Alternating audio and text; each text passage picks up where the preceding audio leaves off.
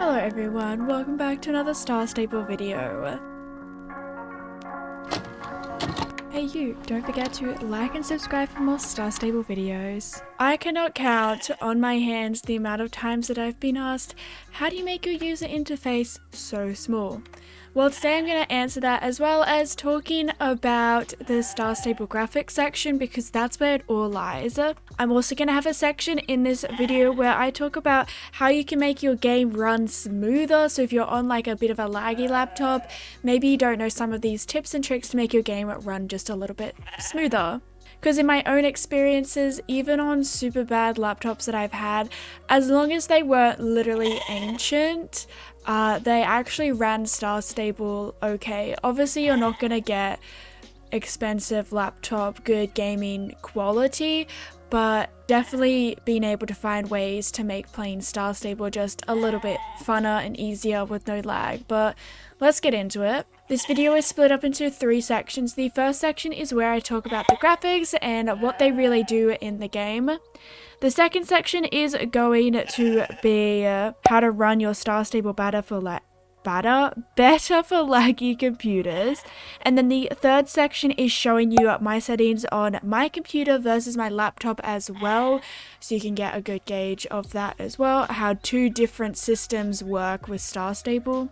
But let's get into it. So if you guys know, you can click the escape button, you can click the little phone down by the horseshoe menu, and you can click on settings. Now, the graphics I'm going to do as graphics here in this tab, not any of this camera sensitivity. Like, honestly, I don't even know what that does.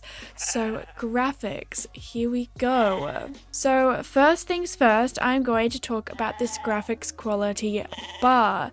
Now this is basically, it's kind of just like the graphics in the distance. The easiest way for me to explain this is honestly just to drag it down. Here we have low. As you guys can see, the ground turns into nothing. And there might be some differences in the background, but honestly, I'm not seeing too many right now. So this bar literally does nothing, and I'm going to talk about it when I do my laggy computer thing. But yeah, you can just see in the background on that rock. Sometimes in some locations you'll see trees grow and shrink, but honestly, I actually find the graphics quality in Star Stable not the best. Like, why is that unchecked? Oh wow. It's like the distance graphics are just not very good, but it's just the look of Star Stable, so you get very used to it. Now, moving on to the next section, which is very self-explanatory, but it's shadows. Now, this adds shadows, you know. This is without shadows. There is no shadows. Which, honestly, it looks fine. For the longest time, I did play without shadows, and I remember the first time that I played with shadows, it was absolutely crazy. I was like, oh my gosh. I even remember the video that I filmed. It was my buying the Mustang Lucky Charm. It was on my dad's computer, because my computer, it's just, I think when Star Stable updated the graphics, you needed OpenGL 3, and I only had like OpenGL 2.9. That was an annoying time. But yeah, this is literally just graphics. You can see my horse. I mean, shadows. They aren't too major. Now, moving on to vertical sync. This is also known as VSync in other games. This controls the syncing of the frame rate to the refresh rate of the monitor. That might sound a little confusing. I'm going to try to explain. Frame rate goes hand in hand with frames per second. The frame rate is how fast your computer monitor, your computer screen can refresh per second. So if you have a 60 Hertz refresh rate, your computer can handle 60 frames per second. Therefore, if your computer is going at like 100 frames per second and you have 100 frames per second, but your refresh rate on your monitor is only 60 Hertz, there's literally really not much point to having 100 frames per second, because you're not seeing it at 100 frames per second. Much like how my videos are filmed at 60 frames per second, even if I have 100 frames per second in Star Stable, you guys are still only seeing 60 frames per second. Really Google this stuff if you guys need more of an explanation, but they really go hand in hand. Another thing that I speak about in the future as well is if you are running your game at 100 frames per second and your refresh rate is only 60 Hz, sometimes you can have some screen tearing, which does happen to me sometimes, but once again, I'll speak about that a little bit down the line. For the most part, from what I've heard, the human eye doesn't really see any changes after 100 frames per second.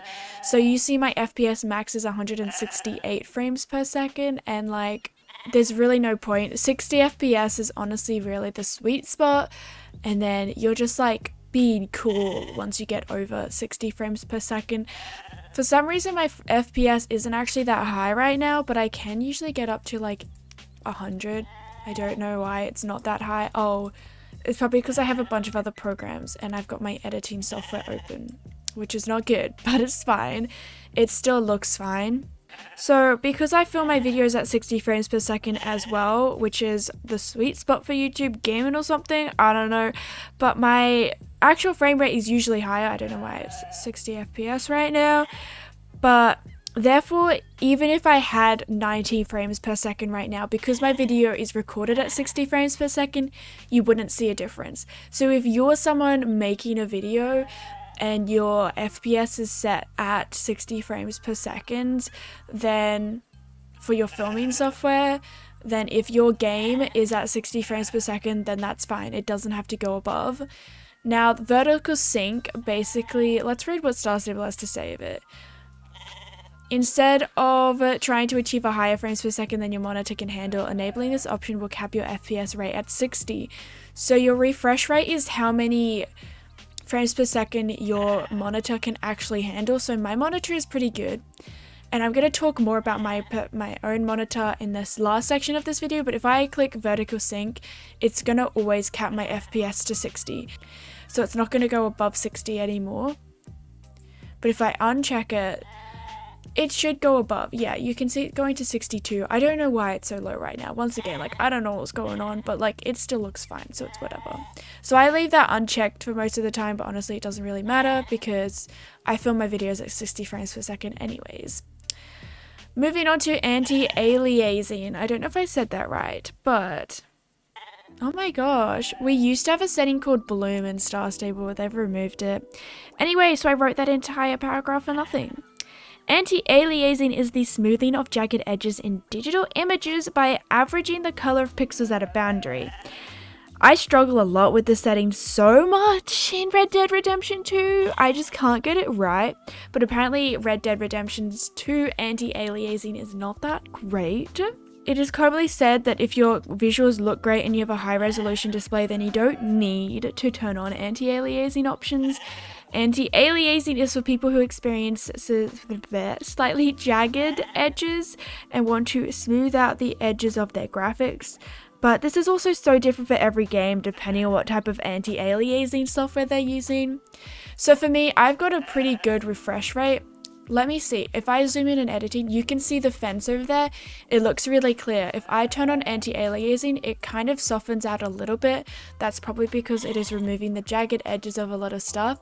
If I leave it unchecked, then my edges look jagged, but they're not super like pixelated jagged. They look just sharpened and normal, in my own opinion. This is also personal preference. Maybe you don't like that and you like the softer look in the background. Let's move on to anisotropic filtering. I hope I said that right.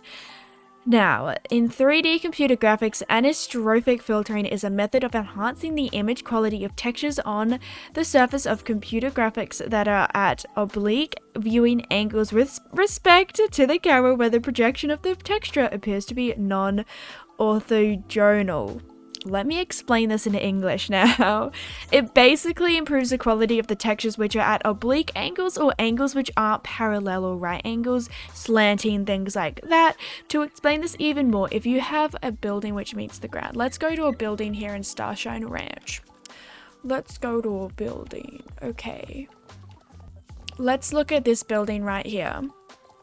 If you are looking at it at a certain angle, then everything's going to be very flat. You're looking at it parallel, I guess. Everything is like in a cube, it's not at an angle. But if I move my camera, then suddenly it's like you've got a sharp edge there. I'm really bad at explaining this. Like, it's so hard to explain. It makes sense, okay? But it's like, it's no longer perfect. I'll show you the difference. I don't know if it honestly makes that much difference in Star Stable because, yes, okay, this says that I should probably restart my game just to show you guys. Here we go, and this is turned off, and literally I see no difference. This is what I'm talking about. Star Stable doesn't really have the best graphics options. You just kind of like are clicking stuff. What do they say? By enhancing the textures on surfaces that are angled away. Yeah, I literally don't see any changes. I did a lot of research for this video, so it would mean the world to me if you could subscribe. But let's move on to the most important question that I get all of the time. It is about, how do you make your user interface so small? And I'm gonna say this right now, because I film my videos at 4K, because I have a 4K monitor. Most of you guys are probably watching it on a 1080p screen. 4K is 4 times 1080p. So that's why the user interface, it looks even smaller for you guys watching it on a phone screen or anything like that. It looks really small. It doesn't look that small for me. Obviously, it's definitely smaller, but I can still read everything that I'm reading. The only thing that I struggle slightly with is the chat sometimes, but I can still read it. Someone says, "Hi, you beautiful." Someone is beautiful. But this is all to do with your display mode. Now, you can do full screen or not full screen. I leave it on full screen because if I turn it off, my recording software does some weird stuff, but there's also like a bar. As you guys can see, there's like a bar up here, which isn't cute. It cuts off your username, and I honestly feel like my game runs smoother when it's in full screen mode. I don't know, but the perk to doing it in windowed mode, this is called windowed mode, is I can click out of Star Stable. I could open up my Discord. Let's not show that one. I can open up my Discord and have it here, and my Star Stable is still in the background. Whereas if I was in full screen mode, then as soon as I click out of the game, my screen basically does this. As you guys can see on my recording software, it freezes my game. People say all the time, if I'm typing stuff in the live stream chat whilst I'm live streaming, people are like, "Oh, your game is frozen," and I'm like, no, I literally just said that I'm just not in the Star Stable window right now and it's frozen. The other thing we have is all of these display settings. I've got a lot because I've got a larger screen monitor.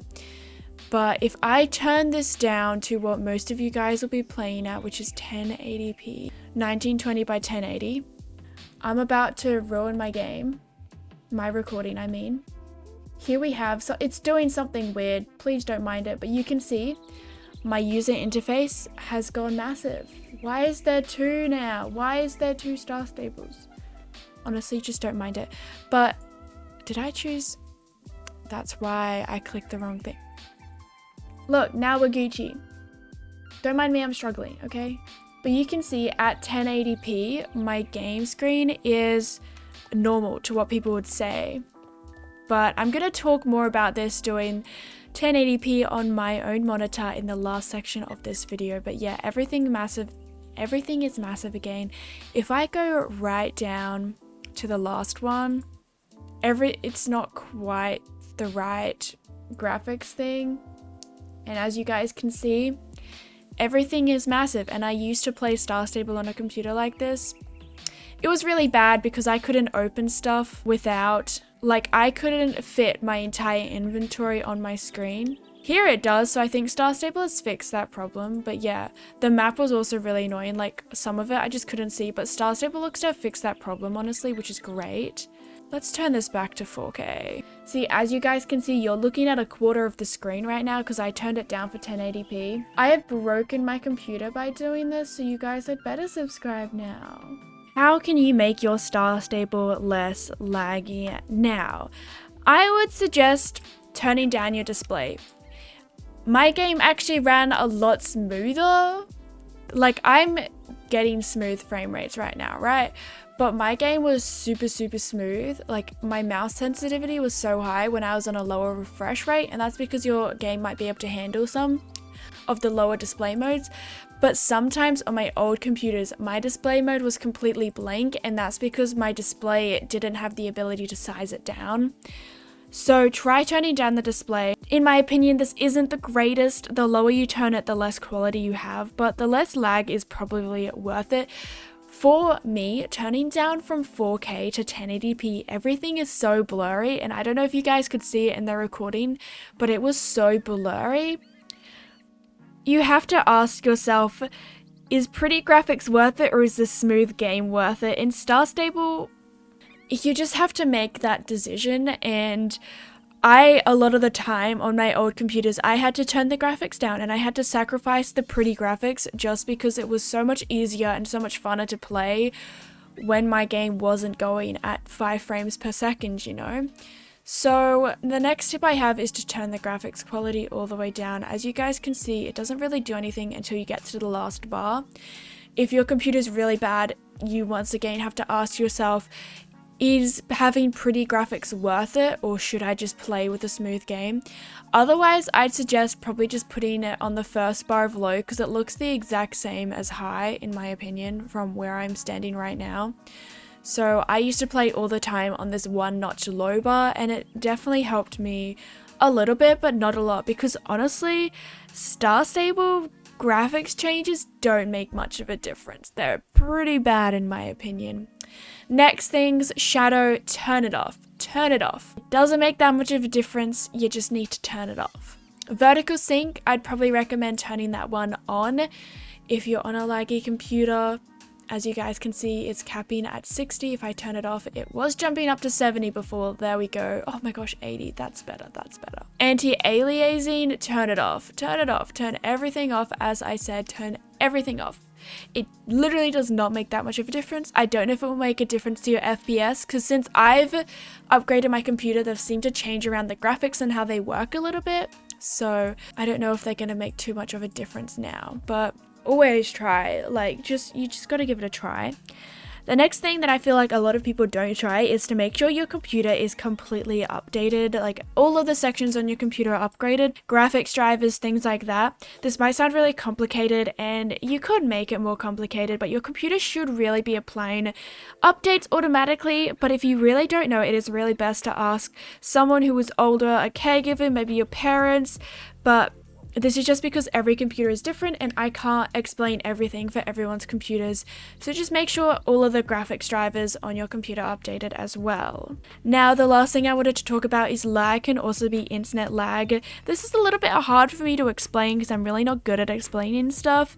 But just like my live streaming, the Star Stable server data has to go from their server location to, I'm not too sure about that, but possibly an international in-between server station, and then to your internet, to your game.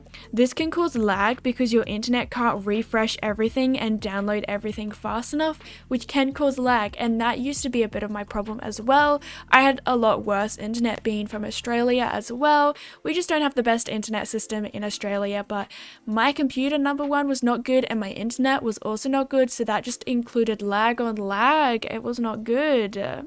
Let's move on to the last section though, which is going to be talking about the settings on my computer and on my laptop. So here we have my computer. As you guys can see, I play on a 4K screen and my user interface is smaller. I already said the fact that I'm going to turn graphics all the way up. If I turn my display mode down so that the user interface is even slightly bigger, my quality goes right down. I cannot play like that. Everything is super blurry.